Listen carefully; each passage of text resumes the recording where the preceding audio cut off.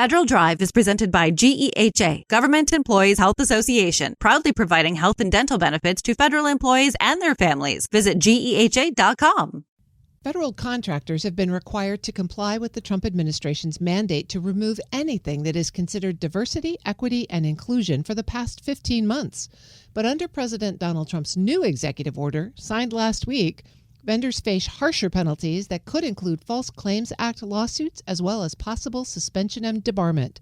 For more on why this new order goes further than previous efforts, Federal News Network's executive editor, Jason Miller, joins me now. Jason, great to have you. Always a pleasure, Terry. What does this new EO require contractors to do? The new EO outlines 6 new or expanded requirements for agencies and contractors, as well as 7 possible penalties for violations of that new order. Now, we'll get to the violations and penalties in a second. But really, what they're doing is saying, hey, anything that's diversity, equity, and inclusion related, they define that by any what they call disparate treatment based on race or ethnicity in the recruitment, employment, including hiring and promotions, contracting, including vendor agreements, program participation, or allocation or deployment of an entity's resources. They define it one step further to say program participation means participation in or access or admission to training, mentoring, leadership development programs, educational opportunities, clubs, associations, or similar opportunities. So they're really casting a very wide net of what it means to be a DEI program. As for what they're required to do, it really does span the gamut. And some of it is agency focused. So within, for instance, 30 days, the Federal Acquisition Regulatory Council has to come up with a new clause that agencies would have to add to existing and new contracts to address these new requirements or DEI. When it comes to contractors, for instance, they would have to do other things such as submit information to the government to show that they are complying with the DEI order. What would that be? So that could be information from their books. It could be documents. It could be any sort of information that would kind of uphold them. Secondly, they have to flow this down to their subcontract level, which is very difficult, right? So they have to say, hey, subcontractors, are you doing any of this DEI stuff? And if you are, we need to know about it. And if you're not, you need to prove that you're not. This actually goes a lot further than a lot of the other ones, and I think that's why there's a growing concern about, okay, what does this really mean for us as contractors? But even just this idea of proving it, flowing it down to your subcontractors is going to be a lot of work. Jason, that does sound like a big new burden, but how are these requirements actually different from the previous EO and other guidance around DEI?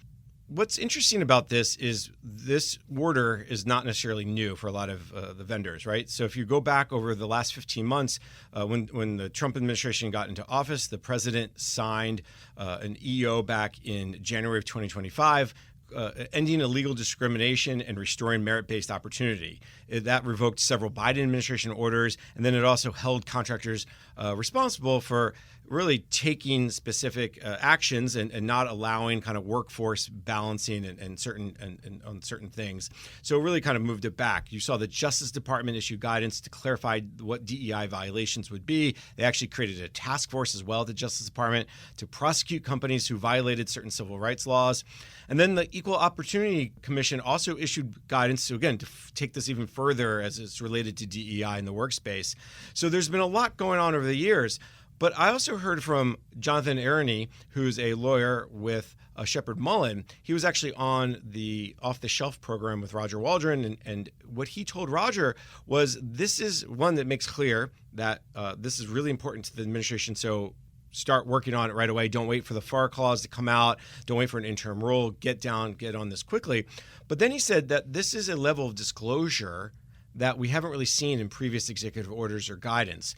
Asking vendors to submit information, submit documentation is really a next level type of compliance issue. And I think that's really concerning because proving that, the cost of that, and we'll get into the penalties in a little bit, is really kind of a big deal.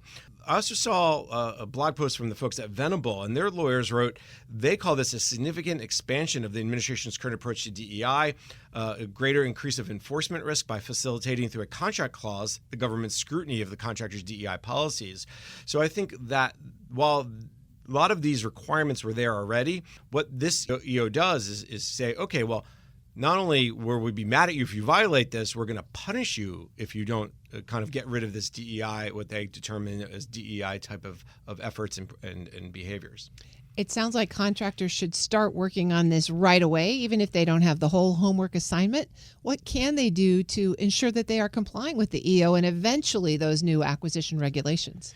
I think there's several things you can do to start. First of all, you have to kind of take inventory of what this is and what are you doing today, and does it meet the administration's, if you will, standards or requirements? Is it considered DEI or not?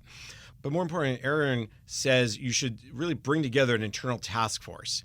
Broaden the people that will come in. So you bring in the human resources, the legal, the compliance, the finance, all the contracts. Help you reduce your risk by understanding and looking at this as a team. Don't just say, hey, you're the contracting officer or you are a program manager of our team. You take care of it. It really has to be a bigger and broader discussion because of how serious the risks are to contractors. And this also, there's a cost here. And I think the government may not quite understand what that cost is because you have to prove it. So that's a documentation. That documentation is not free. There's a cost to writing up the documentation, submitting the documentation. I'm sure there's a cost for lawyers who are going to be part of that discussion group. So I think that what a lot of contractors have to do is understand the clause, understand their inventory or what they're working on currently. Is it close to or does it violate any sort of requirements, and then start to take actions to get themselves in a better place. And again, time and really bringing the right people together to help understand how to move forward and reduce their risk.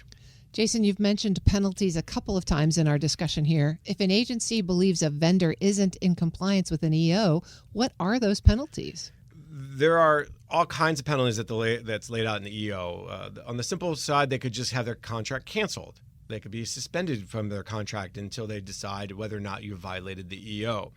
But then they go even harsher. They could file a False Claims Act lawsuit. If you say, oh, no, we're not DEI, we don't have any DEI processes, and you're found to have some, then you could be brought up on allegations and potential get fined for violating this executive order.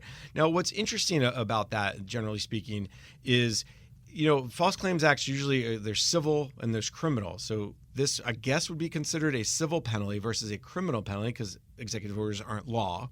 So therefore, you're not criminally negligent, but you are potentially violating a civil penalty. So that would be very interesting to see how the Justice Department handles that, and if a vendor takes the Justice Department to court to fight it, what would the court rule? Because again, an EO is really just a very strong policy. It's not the law of the land.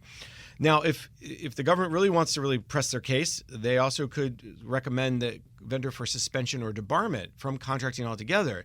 Now, that seems to be the harshest penalty, but at the same time, if they feel like we've told you you're violating it, you continue to violate it, you're fighting us in court, well, we'll just suspend you from doing any future government contracting. And again, that seems to really take this to the next level. And I think that's why a lot of the lawyers are saying, hey, this is why compliance and making sure you have a compliance team and a task force in place to understand is so important, because you don't want to have to, again, hire the lawyer to fight your battle in court or in arbitration in any way, because that then really becomes even more costly.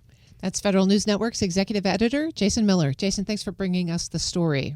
My pleasure, Terry. And you can find the full story at federalnewsnetwork.com.